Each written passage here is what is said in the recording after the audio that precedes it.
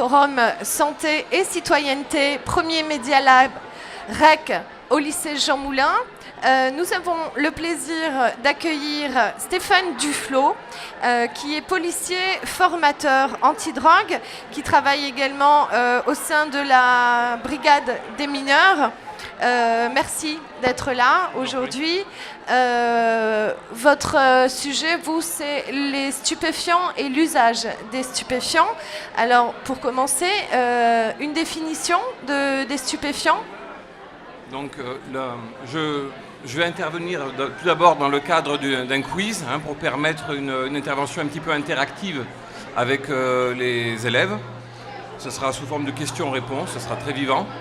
Et c'est les élèves qui vont être amenés à me donner eux-mêmes la définition de drogue. Parce que stupéfiant, ça rentre dans le cadre des drogues.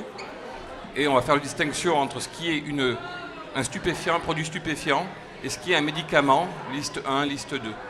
Donc en fait, cette intervention va être ciblée sur qu'est-ce que la drogue et tout ce qui tourne autour de la drogue, à savoir les termes de tolérance, dépendance, les dépendances physiques, psychologiques. Comme vous l'avez cité, je suis également policier, donc on ne pourra pas esquiver le côté répressif et pénal du stupéfiant.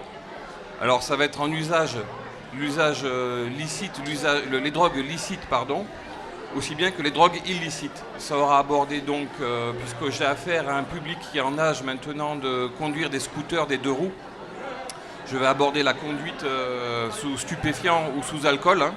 Je vais également aborder l'usage simple de stupéfiants, de cannabis, et éventuellement, selon la volonté des personnes avec qui j'aurai contact, aborder d'autres drogues avec les effets recherchés, les effets indésirables également.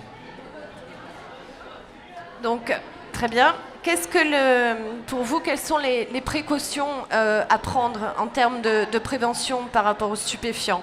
Pour les jeunes aujourd'hui, on sait très bien que dès le collège, ils sont confrontés à la consommation ou pas de stupéfiants. Quels sont les conseils que vous pourriez leur délivrer aujourd'hui? Alors aujourd'hui, on a affaire à des jeunes qui sont bien conscients de ce qu'ils font de l'usage de stupéfiants, notamment en seconde. On a affaire à des gens qui ont 14, 15 ans, 16 ans. Mon intervention va se cibler plutôt sur qu'ils aient vraiment réellement conscience de ce qu'ils consomment, des effets produits à court terme, à moyen et à long terme. Au moins, s'ils devaient faire un usage de ce produit, qu'ils aient pleine conscience des effets qu'ils peuvent avoir. Est-ce que vous avez un exemple à nous citer d'un jeune qui a osé venir vous voir, vous parler, vous dire voilà, moi j'ai tel problème. Quel a été votre discours à ce moment-là? Alors, un exemple d'un jeune qui se présente spontanément au commissariat, je n'en ai pas, je suis désolé. En revanche, un jeune qui s'est fait attraper ou qui s'est fait dénoncer, c'est une application stricte de la loi.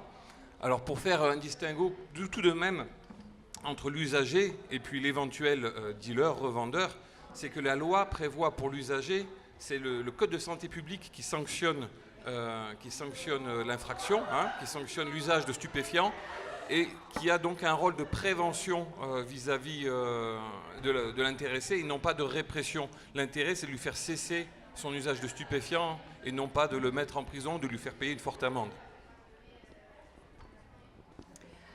Je vous remercie de cette intervention et je vous dis à très bientôt.